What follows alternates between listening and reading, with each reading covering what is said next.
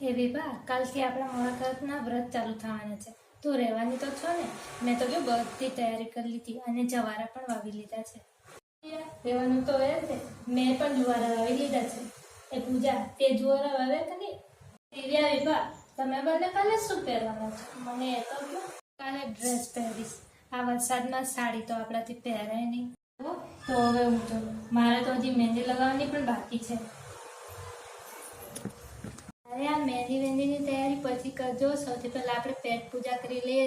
4-5 દિવસ સુધી આપણને કાંઈ આવું મીઠાવાળું અને ચટાકેદાર ખાવા નહીં મળે. તો સૌથી પહેલા આપણે પાણીપુરી ખાઈ આવીએ અને જેને છેક પણ ભાવતું અને બધું જ આજે ખાઈ લો. કાલે તો આપણને કાંઈ મળવાનું જ નથી. તો ચાલો સૌથી પહેલા આપણે છે ને આપણી પેટ પૂજા કરી લઈએ.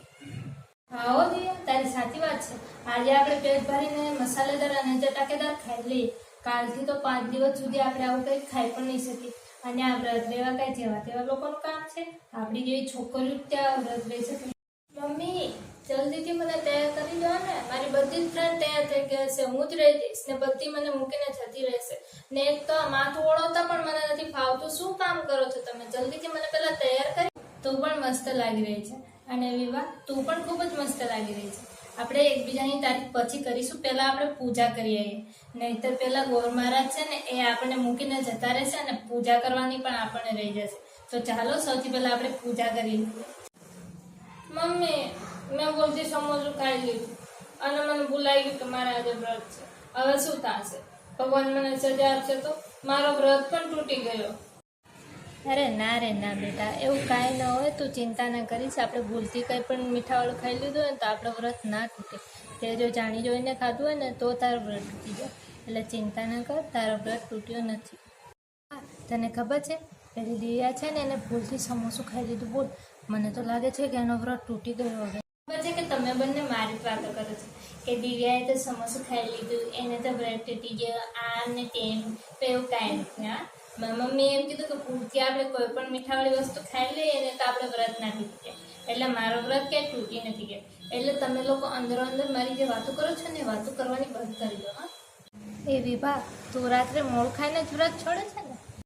ના રે ના, હું તો રાત્રે ખાવામાં ફરાળી મીઠું હોય છે ને એ નાખું છું. કેમ, તું નથી નાખી? તું મોડું ખાય છે? ના ના, હું તો શાકમાં એવું કાંઈ ફરાળી મીઠું નથી નાખતી. એ થોડી આપણને ખબર છે કે ફરાળી મીઠું છે. અને મીઠું તો મીઠું જ કહેવાય. ગમે તે મીઠું હોય, ફરાળી મીઠું હોય કે સાદું મીઠું હોય, એ મીઠું જે છે ફરાળી મીઠું, એની અંદર તો કાંઈ મોણ મીઠું તો આવતું ન હોય.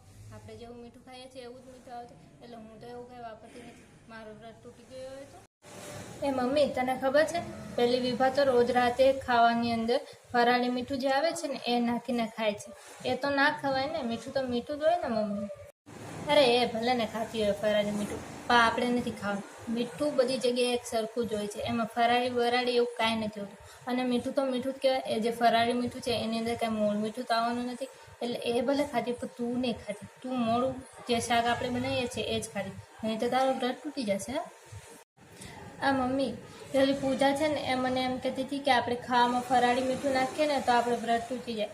શું સાચે જ એવું થાય? આપણો વ્રત તૂટી જતો હશે? અરે એ ભલે ને કહેતી હોય, તું તમ તારે તારા ખાવામાં ફરાળી મીઠું નાખજે. ફરાળી મીઠું નાખવાથી કાંઈ આપણો વ્રત ના તૂટી જાય.